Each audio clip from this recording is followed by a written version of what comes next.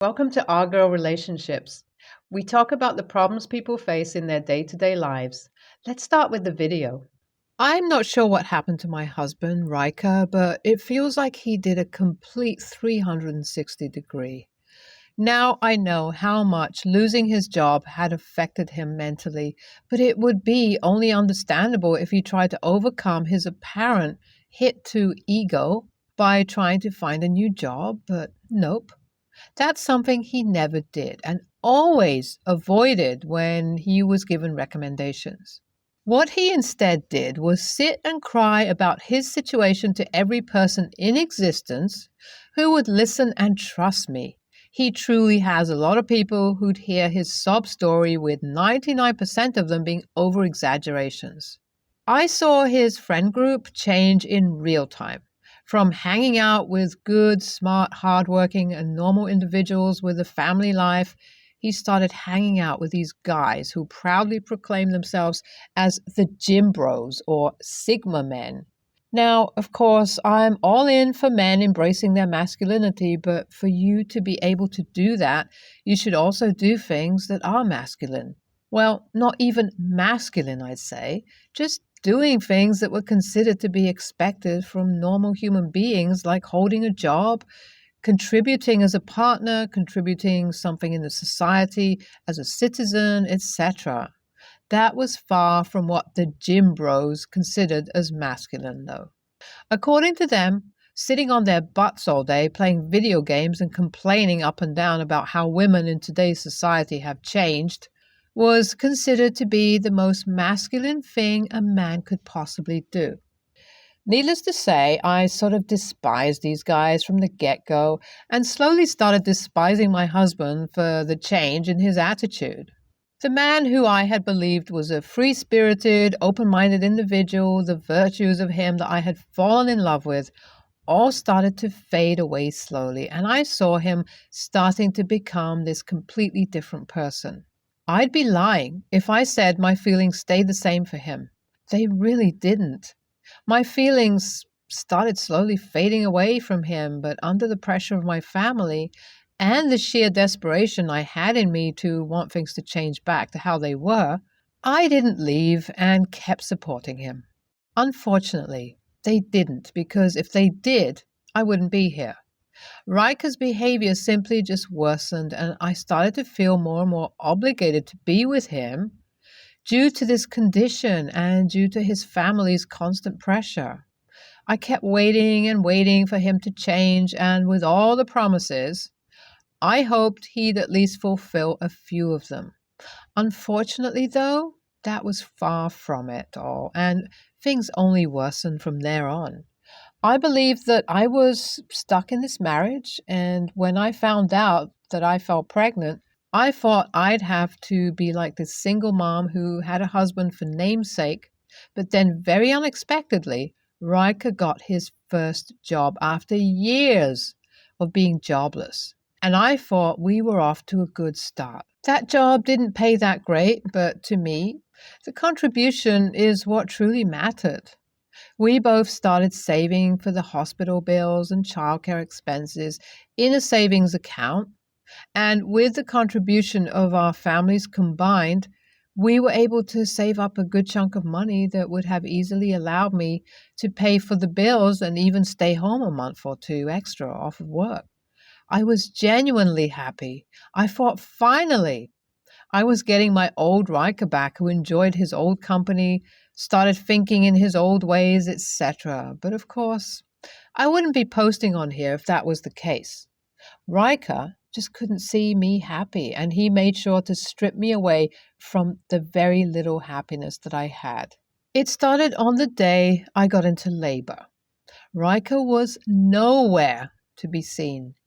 I called and called, but received no response. I then received the call that shook me to the core. The bank called me up to inform me that a huge chunk of the money was being withdrawn and used to buy a room in this extravagant hotel room. I was dumbfounded. I still remember the way I began crying in my mother's arms. I knew exactly what had been going on and just knew that day I was mourning the end of my relationship while celebrating the birth of my beautiful daughter. The moment I also realized that it was from there onwards that if I let Ryker in my life this time, he'd never take me seriously as the person I am. I made up my mind as I delivered my beautiful baby and informed everyone from my side of the family who was present to not let Ryker in to see me or my daughter under any circumstances. I guess Ryker, due to his absolute stupidity, had no idea that I found out everything because he was literally all question marks when my parents refused to let him and his family in. They all threw a huge fit to a point that the security were called in. I didn't even bother to acknowledge any of that, let alone the constant barrage of messages all of them have been leaving me. I'm currently living with my mom right now, but I know I can't do that for too long. I'm at a loss here and completely unsure of what to do. AITA? After a lot of back and forth and threats from my in-laws to call the cops because I was stripping away their rights to see their grandchild, I warned them of a restraining order which seems to have made them go silent for a while. Like many of you guys suggested, I also told Ryker that he needed to move out of his house as soon as he possibly could because the house that we lived in is under my name and it was in no world that I wanted to see his face there. I guess everything has clicked for him and he knows just how bad he's messed up because he didn't really try to fight it all this time. I told him that he didn't need to take everything out of the house, but just what was considered the most important to him. He just was quiet throughout it all and thankfully emptied the house by the time he got here without a fuss. This has enraged my in-laws even more because they know how hard taking care of my soon-to-be ex-husband is. And now that the weight is falling on them, they're suddenly all trying to preach to me about love and commitment. I truly cannot get myself to care about any of it. What I'm really working on right now is trying to get into his gaming computer that he has left behind. Surprising, I know. If anything comes out of it, I'll definitely inform you guys. I was pretty much able to guess the password soon after I posted my update, and opening his computer felt like I was opening some sort of mysterious box. Unfortunately, the box wasn't filled with gold coins and diamonds, but absolute filthy conversations this man used to have with random women and all of his gym bro buddies, encouraging this behavior because I'm pregnant and of no good use anymore, apparently. This was the point that everything sort of hit for me. I realized this man, who I had done so much for, paid for his meals, his outings, even the computer he used to talk smack about me, did nothing for me in return but give me a slap on my face while spoiling these random women who were only after his money. Thankfully, my friend was present there to comfort me, and I was eventually able to calm down and take screenshots of a lot of the conversations. The next thing I did was take them all to the lawyer and was relieved to find out that Ryker barely has a job. Yes, he quit the one he had taken up. The custody battle on his end will be of no use. I finally took a sigh of relief and I'm just waiting for everything to fall into place now. The divorce is still under process and I don't think I'll be here until the time it finalizes because it's going to take at least a year. But thankfully, it's been a smooth one. Ryker didn't really try to fight anything. At this point, it's just his parents creating all this fuss. So much so that the day Ryker was served with the divorce papers, they showed up to my house banging on my door for explanations. The only explanation I gave them was by calling the cops and putting a restraining order in place. It's truly saddening and embarrassing to my ex-in-laws' behavior when Ryker seems to have finally started taking his life seriously. From what I have heard through the little friends of ours that talk to him on rare occasions, he's moved into a tiny matchbox apartment, started his job hunt in an industry he previously worked in while doing some side gigs. Now, I really don't know if it's all an act or this is just an eye opening lesson for him. Whatever it is, I think if I ever see another 360-degree in him, I think there's a very slim chance I consider letting him get in touch with my daughter. It'll take years, I know. That is very far ahead in the future. So for now, I'm going to learn to give my daughter the love of both a mom and a dad through one. Thank you all for being on this journey with me. NTA, Ryker sounds like those deadbeat people who really need that slap on their face to wake up from this bubble they've created for themselves. Good on you for not enabling him anymore, because from your last update, it looks like he's definitely getting his life together. NTA, more than Ryker, I feel like his family and his new friends are the problem. I really hope he stops being in their influence, but that seems very unlikely. You chose the next best option that was there, and in no terms are the a-hole for putting your baby first. I'm getting married next year. My fiance and I are deep in the planning stages still, but we've got some things locked and ready to go. One thing is the roles. My younger sister and I are very close. She's 4 years younger than me, but someone I have always had in my corner. She's the best a person could ask for, and given that we lost our dad and our relationship with our mom is complicated, which is a very long story in and of itself, I saw her as the perfect person to ask to walk me down the aisle. I also asked her if she'd want to do a dance with me to honor our dad. She said yes. I knew my mom's husband would be expecting those duties and the role of father of the bride to go to him. He married my mom when I was 14, and at that point, I knew him less than a year. I never looked to him as a father figure. I never would have considered him a dad to me. I remembered my dad clearly, not to mention I was very independent at that point because of the tricky relationship with mom. I wasn't around much. I pretty much walked everywhere and stuff like that. So he wasn't taking on much with me, and he wanted to, but I didn't want him to. He never liked that. We argued about it. He couldn't have kids of his own, so he wanted to try and make me and my sister those kids he could never have.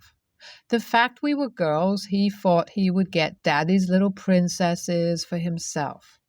So after talking to my sister, I spoke to my mom and her husband, told them what my sister would be doing and that he would not be doing any of the traditional fatherly roles at my wedding. He said he wanted to do them. I told him I didn't want that though. My mom argued on his behalf. She asked what the point of telling him was if I wouldn't give in when he didn't like it. I told them it was so he could not claim to be left in the dark or blindsided. She told me my father was long since dead and wouldn't give a shit. I told her I would give a shit, that I only had one dad, and if he couldn't be there, then the only person who would make sense is the other person he helped bring into the world and loved. They both then told me how that wasn't a healthy choice, how we should have followed mom's lead, because my sister has a very similar relationship with him that I do, and allowed him to become our new dad figure. They then told me I was wrong to bring it all up just to say he would not be treated well at my wedding and would be denied the role he should have. They accused me of rubbing it in his face. AITA? NTA. Not having your real father around doesn't mean you're obligated to have someone else that you don't feel close to fill that role. Plenty of people with no father figures get married without someone doing the traditional father duties. It's unfortunate that the two of you weren't able to bond, but this was something that the two of them wanted. It sounds like they really should have been working to sort this out while you were still a child. NTA, but I think you already know that. I think you also already know that no matter how you handled the reveal, he wasn't going to get to play father of the bride. He and your mom wouldn't be happy about it because no answer other than, yes, I would love for you to walk me down the aisle and dance with me and give a big speech, will satisfy them. But given that they've had the entire duration of your lack of relationship with the guy to come to terms with the fact that's not the relationship you have, their refusal to do so is 100% their problem at this point.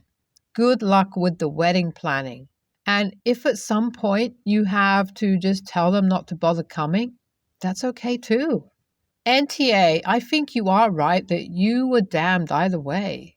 They'd have been upset if you didn't say anything as well. And honestly, there was no way you could make them happy short of giving up your own desire to honor your father with your sister.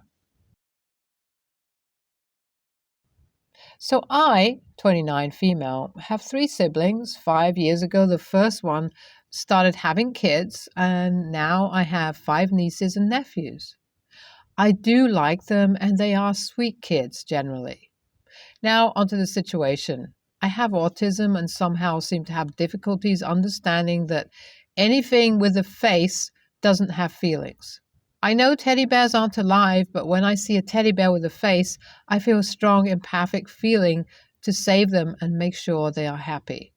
This resulted in me now having a huge collection of teddy bears, specifically jelly cats, the ones with smiley faces.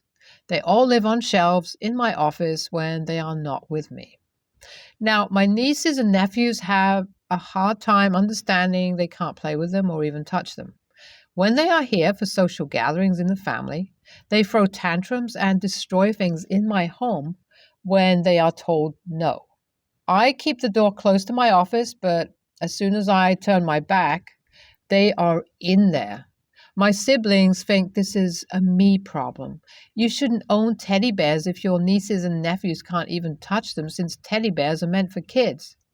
So I told them I won't allow their kids in my home or babysit for them if they can't teach their kids to follow my rules when they are here.